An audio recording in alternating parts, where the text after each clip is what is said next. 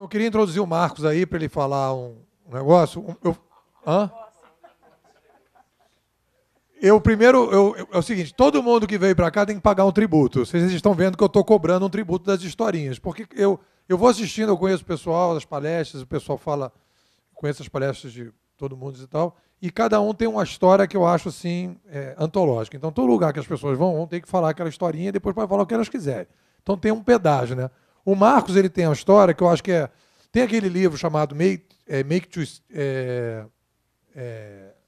to Stick, que é Memórias, Ideias que Colam, que fala que quando você tem uma historinha que cola, uma historinha que representa alguma coisa, ela cola, né?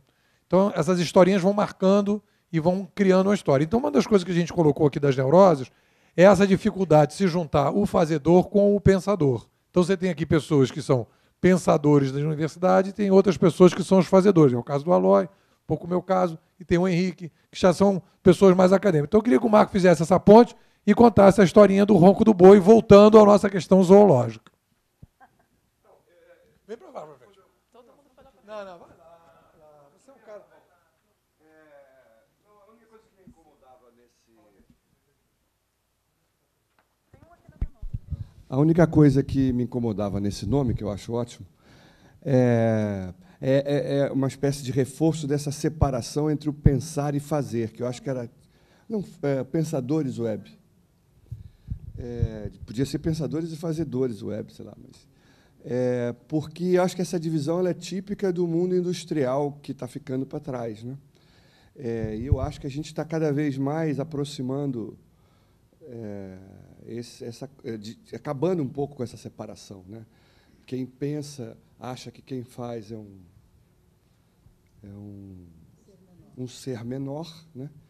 Que não reflete sobre as coisas, e quem faz normalmente acha que o pensador é um viajandão, um cara que vive no espaço, e quem de fato produz a riqueza é ele que está ali arregaçando as mangas e fazendo. E eu acho que isso, os dois têm razão. E não têm razão. Quer dizer, então, os dois têm razão, porque, de fato, muitos se colocam dessa forma, e não têm razão, porque é da interação desses dois que, de fato, eu acho que a gente consegue avançar. Então, meu questionamento é esse. Eu acho que a gente não devia reforçar essa dicotomia entre pensar e fazer, até porque eu acho que ela está ficando para trás. Cada vez mais pessoas pensam e fazem, né? E fazem e pensam, embora você possa ter mais um foco num determinado aspecto que no outro. Mas acho que, se você olhar historicamente, a tendência é diminuir essa separação entre esses dois mundos.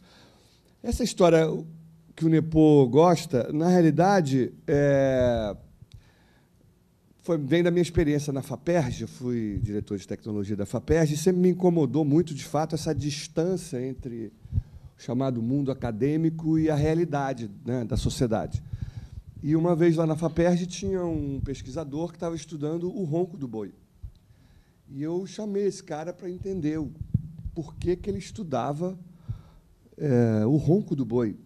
E eu perguntei para ele se ele está estudando o ronco do boi, porque ele descobria, ou eu intuía, que o ronco do boi diminuía a produtividade da vaca, que não conseguia dormir, e produzia menos leite no dia seguinte de manhã, por causa do boi que do lado dela roncava. Eu falei, não, o pesquisador falou que não tem nada a ver o ronco do boi com a produtividade da vaca. Eu falei, bom, então o senhor suspeita que o boi que ronca tem uma carne mais dura, então não é um bom boi para a pecuária, né? Eu falei, não, o ronco do boi tem nada a ver com a carne, com a qualidade da carne. E eu falei, bom, então o senhor está estudando o ronco do boi porque espera que algum dia isso sirva para acabar com o problema do ronco no ser humano. Eu falei, não, tem nada a ver o ronco do boi com o ronco do ser humano. Uma coisa não vai levar a outra. Eu falei, então, por que diabos o senhor estuda o ronco do boi? E o cara falou, eu estudo porque eu estou afim. E a FAPERJ, que é um órgão que trabalha com dinheiro público, devia gastar o seu dinheiro com o que eu estou afim de fazer, porque eu tenho um pedigree que está aqui. Ó. Meu pedigree é esse, eu sou pós não sei o quê, rei da cocada preta do bairro Peixoto, pós.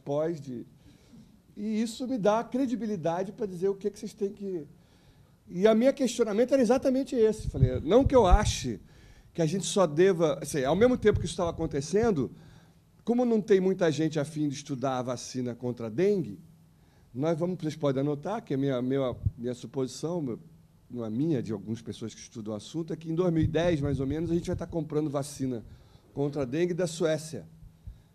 Como vocês sabem, é um país que está sendo dizimado, devastado pela dengue. Então, assim, não pode ser assim a política pública. Claro que, como a gente não sabe tudo, a gente tem que reservar, sei lá, 20% do dinheiro para o investimento no ronco do boi ou no sexo dos anjos, porque dessa pesquisa, aparentemente sem sentido, sem aplicação prática, pode surgir, de fato, o laser, por exemplo, quando se pesquisava, era uma aplicação exclusivamente militar e depois se descobriu uma série de aplicações na área médica, na área de alimentos, etc. Então, mas hoje, no Brasil, é assim, 99% é para o que o pesquisador está afim e 1% para o que, eventualmente, é uma política, digamos, mais induzida da pesquisa, né?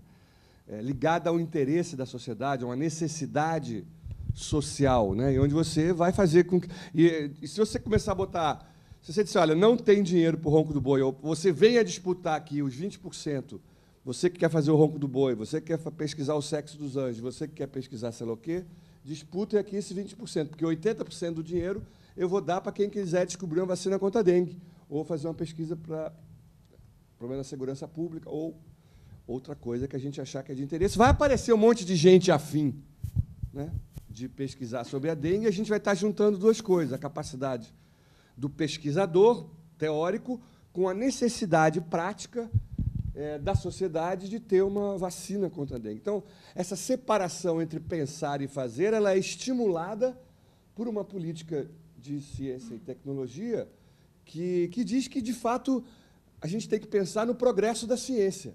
E a gente tem a sociedade brasileira para o progresso da ciência. A minha brincadeira é falar, olha, está faltando uma sociedade de ciência para o progresso brasileiro, né?